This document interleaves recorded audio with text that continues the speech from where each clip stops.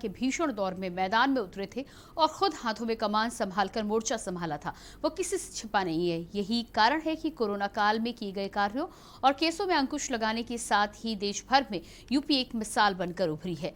यही हाल एक बार फिर से देखने को मिल रहा है। पिछले कुछ दिनों में सीएम के साथ प्रदेश में बाढ़ की विनाश लीला, बाढ़, वैसे ही योगी आदित्यनाथ ने देर न करते हुए खुद मोर्चा संभाला है और ताबड़तोड़ बाढ़ग्रस्त जिलों में दौरे कर स्थानीय स्तर पर राहत बचाव कार्य देखे और प्रभावित लोगों को राहत सामग्री भी वितरित की, बल्कि उनके पुनर्वास के लिए हर संभव प्रयास करते हुए नजर आए।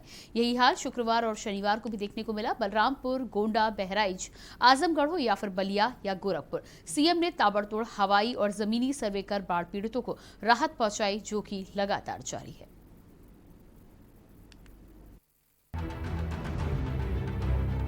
शनिवार को बलरामपुर पहुंचे मुख्यमंत्री योगी आदित्यनाथ ने शनिवार को तड़के देवीपाटन मंदिर तुलसीपुर में श्री पाटेश्वरी मां के मंदिर में पूजा अर्चना की।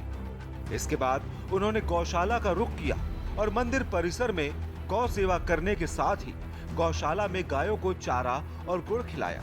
मुख्यमंत्री ने इसके बाद बलरामपुर में बाढ़ प्रभावित क्षेत्रों का हवाई सर्वेक्षण किया। इससे पहले शुक्रवार देर शाम बलरामपुर के उतरौला पहुंचे मुख्यमंत्री ने बाढ़ प्रभावित लोगों से मुलाकात की थी। उनको बाढ़ राहत सामग्री वितरित की और लोगों से वार्ता करने के बाद जिला प्रशासन के सभी अधिकारियों को सारी समस्या का निदान करने का निर्देश दिया।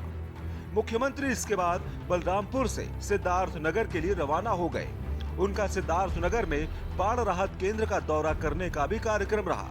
दिन में सीएम ने सिद्धार्थनगर में बाढ़ग्रस्त इलाकों का हवाई सर्वेक्षण किया और बाढ़ प्रभावित लोगों से मुलाकात की।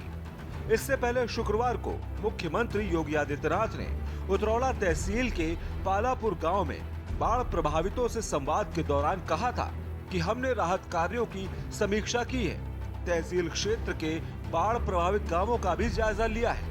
राहत के काम में पीएसी और एसडीआरएफ की टीम लगाई गई है। इस संकट की घड़ी में सरकार आपके साथ है और राहत की पूरी व्यवस्था सरकार ने की है। प्रभावित परिवार के लिए सरकार ने उचित प्रबंधन किया है। उन्होंने कहा कि पिछले कुछ दिनों में नेपाल और तराई क्षेत्र में हुई बारिश से 60,000 की आबादी प्रभावित है। 60 गांवों में बाढ़ व जल जमाव की स्थिति है। बलरामपुर में भी उन्होंने लोगों को संबोधित करते हुए कहा कि सरकार की पूरी तैयारी है। हर प्रभावित गांव में नाव की व्यवस्था, बाढ़ चौकी और कंट्रोल रूम के माध्यम से राहत और बचाव के कार्य समयबद्ध ढंग से आगे बढ़ सकें, इसके लिए पूरी व्यवस्था सरकार ने पहले से ही सुनिश्चित कर रखी है। हर प्रभावित परिवार को समय से राहत सामग्री उपलब्ध हो जाए, ये सरकार की मंशा है और उसी के तहत स्थानीय स्तर पर माननीय विधायक और अन्य जनप्रतिनिधियों के सहयोग से, उनके मार्गदर्शन में जिला प्रशासन पूरी प्रतिबद्धता के साथ इन कार्यक्रमों को आगे बढ़ा रहा है। राप्ती नदी के कारण यहाँ पर लगभग 60 गांव राप्ती और उसकी सहायक नदियों के कारण प्रभावित हुए हैं, जिनमें सर्वाधिक बलरामपुर और उतरौला तहसील के ग्राम राजस्व गांव हैं। लगभग 60 से 65 हजार की आबादी इससे प्रभावित हुई है। युद्ध स्तर पर बचाव और राहत कार्यों को आगे बढ़ाने के यहाँ पर पहले से निर्देश जारी किए थे। आज मैं इसीलिए यहाँ पर सर्वे करने के लिए भी आया हूँ। पिछले कुछ दिनों से नेपाल के अंदर और पूर्वी उत्तर प्रदेश में भी भारी बारिश के कारण ये स्थिति पैदा हुई है। अगले कुछ दिनों में राहत मिलने की पूरी संभावना है, लेकिन बचाव और राहत कार्य युद्ध स्तर पर चले, सरकार का ये पहले से निर्देश है और उसके लिए पर्याप्त संसाधन हर एक जिला को उपलब्ध कराए गए हैं। सीएम योगी अपने संबोधन में लगातार कह रहे हैं कि प्रदेश में नदियों की ड्रेजिंग व चैनलाइजेशन तेजी से चल रहा है। बाढ़ से पीड़ित परिवारों पर सरकार का पूरा ध्यान है। किसानों की फसल का भी मुआवजा मिलेगा। कृषि उपज के बर्बाद होने पर राजस्व टीम से आकलन कराकर क्षतिपूर्ति दिलाई जाएगी। जिनका मकान नदी की धारा में कट गया है उनको आवास की सुविधा दिलाई जाएगी। उन्होंने कहा 5 सितंबर से नोडल अधिकारी व जनप्रतिनिधियों का संयुक्त अभियान चलेगा। बाढ़ राहत कार्य व जल जनित रोगों से बचाव पर जोर दिया जाएगा। अभियान 12 सितंबर तक चलेगा। सीएम ने कहा कि आपदा से मृत्यु होने के 24 घंटे के भीतर आर्थिक सहायता दी जा रही है। इसके साथ ही पालतू जानवरों की आपदा से मृत्यु पर भी सहायता दी जाती है। किसान बटाईदारों की मृत्यु पर भी 5 लाख रुपए की आर्थिक सहायता दी जाती है। मकान के क्षतिग्रस्त होने पर 95,000 रुपए की आर्थिक सहायता। नदी की धारा में मकान, अगर किसी का आवासीय मकान बह जाता है तो उसे मुख्यमंत्री आवास योजना के अंतर्गत एक आवास स्वीकृत करने की कार्रवाई।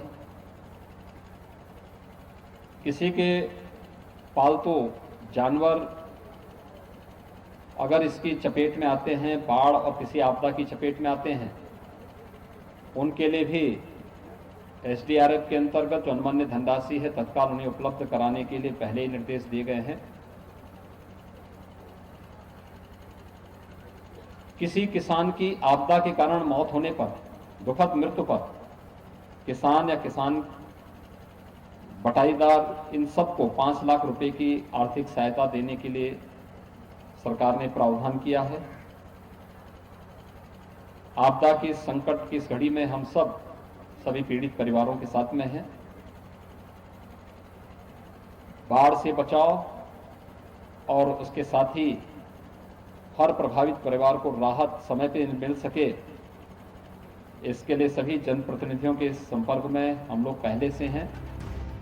सीएम योगी बाढ़ की समस्या को देखते ही प्रदेशवासियों को बाढ़ की विभीषिका से बचाने के लिए एक बार फिर से मैदान पर हैं और हवाई सर्वेक्षण पर जायजा लेने के साथ ही जमीनी स्तर पर खुद जाकर बाढ़ पीड़ितों की हर संभव सहायता कर रहे हैं। साथ ही अधिकारियों को आवश्यक दिशा निर्देश भी दे रहे हैं। आखिरकार अब प्रदेश में विरोधी भी मान चुके हैं कि योगी आदित्यनाथ ने जिस प्रकार से अपराधियों और माफियाओं के लिए सख्त कदम उठाए हैं, उसी प्रकार से राहत और बचाव कार्यों के लिए भी सख्त कदम उठाकर लाखों बाढ़ प्रभावितों को राहत दे रहे हैं। स्पेशल डेस्क के न्यूज इंडिया।